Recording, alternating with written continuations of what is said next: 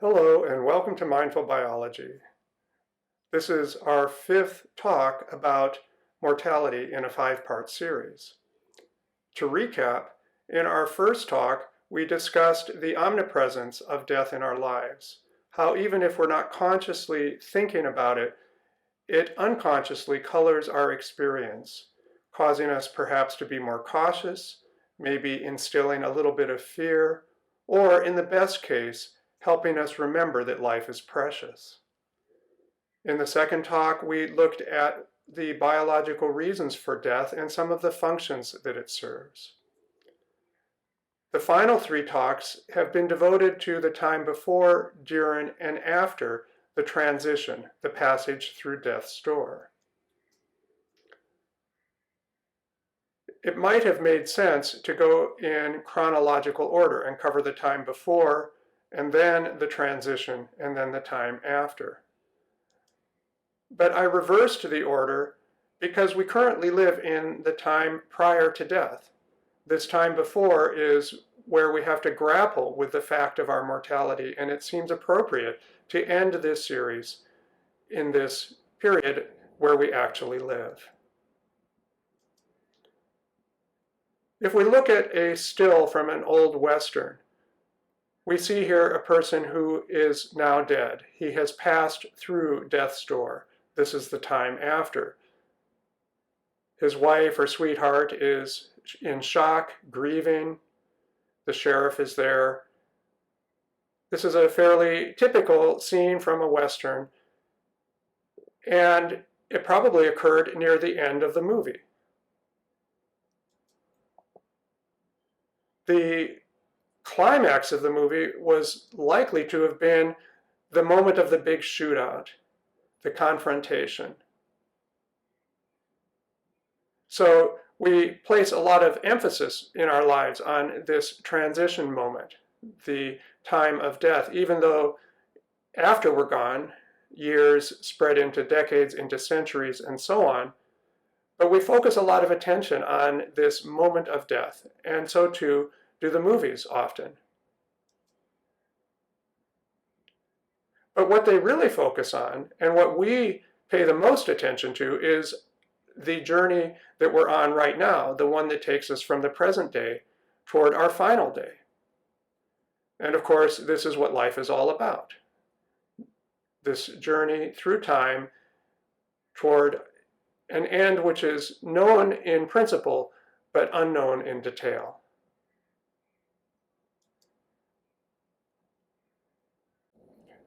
So if we talk about this time before death, we can actually look at it from something of a medical perspective. And what we'll find is that there is a lot of uncertainty.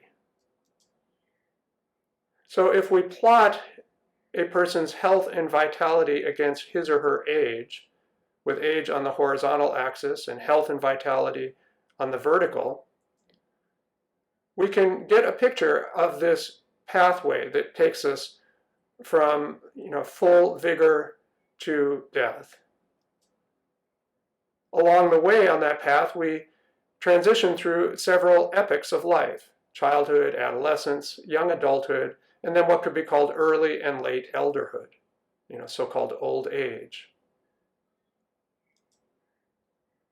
For many people, we start out with near perfect health. We're very strong, vigorous, have lots of endurance. We look youthful and healthy. And this continues through our lives all the way up until that transition point between early adulthood and middle age. Somewhere in middle age, we begin to notice that our vigor is declining a bit. We have a little bit less endurance. We're not as strong as we used to be. We may even begin to develop some illnesses and pains and so on. As we enter the early phase of elderhood, the pace of decline steepens a little bit. And then as we enter the later stages of elderhood, it picks up even more. But what we hope for is that the decline won't be too steep or too serious. And so we'll maintain high functionality all the way through our lifespan and enjoy a good quality of life. Some people hope for a peaceful death that they don't see coming, perhaps by going to sleep one night and then simply not waking up the next morning.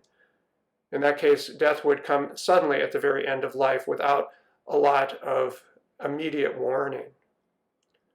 So for some people, this is the ideal. I think most of us want to maintain our health and vitality for as long as possible, and some people want a swift and sort of unforeseen end. But regardless of what we want, we're going to get whatever we happen to get, and there are many, many possibilities. One fairly common scenario is the onset of a serious illness, sometime in late middle age or sometime during elderhood. This leads to hospitalizations and multiple treatments and various medical crises and a kind of, rapid and downward loss of health and vitality, punctuated perhaps with periods of temporary, partial improvement. The timing of all of these things, of course, is completely unknown. The illness could strike tomorrow, it could strike in decades, death could come tomorrow, death could come in decades. So again, lots and lots of uncertainty.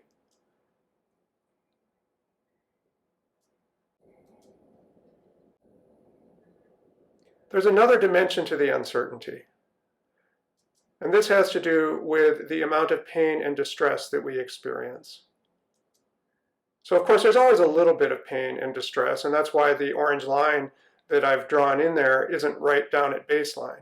Throughout our lives, we're dealing with a fair amount of difficulty and anxiety and so on. And obviously, there's some ups and downs that aren't shown here.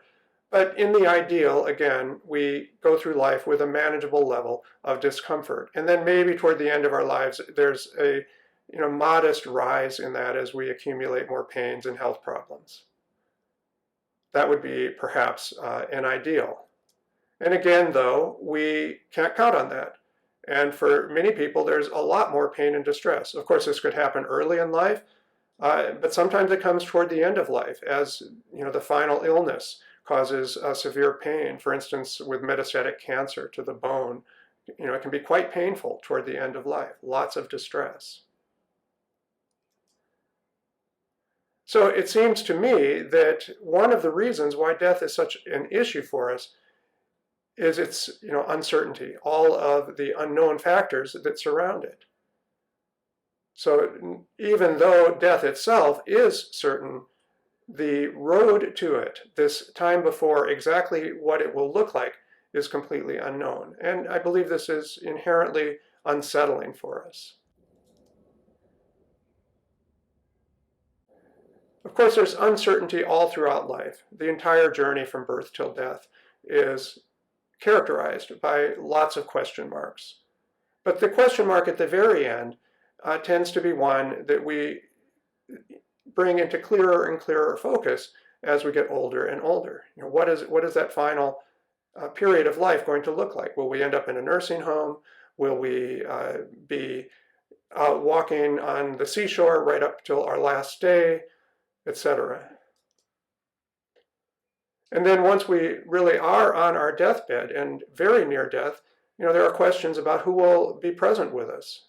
Will there be a loving friend, partner, or family member there to hold our hand and soothe us? Or will we be surrounded by technology and strangers? We also have a question about what will happen after we're gone. There's going to be this gap in the world that we leave behind. How will that affect our loved ones? Will they be okay? And there are questions about finances, both in terms of what financial legacy we might leave to our heirs, as well as the concern that we might run out of money before we die, which of course would complicate our desire for a peaceful and comfortable death. Ultimately, all of these issues come down to the question of how much pain, suffering, limitation, and dependency will we have to endure before we finally transition through that door of death.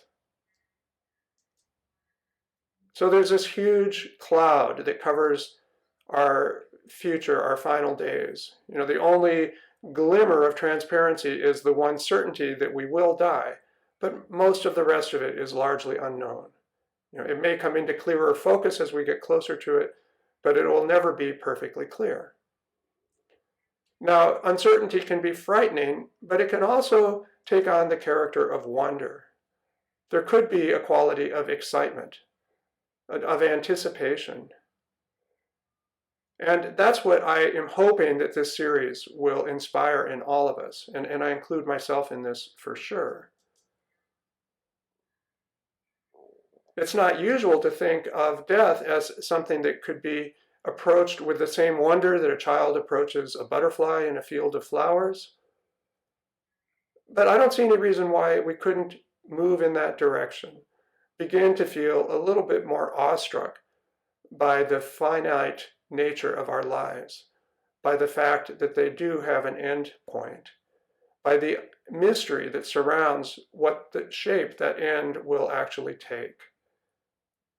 And yes, it could be difficult, it could be painful, but we could surrender to that quality of not knowing and allow life to simply be as it is in a mindful and wondrous way.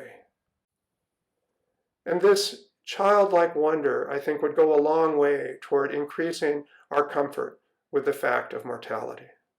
And that's what I have hoped this 5-part series would inspire in all of us, including myself.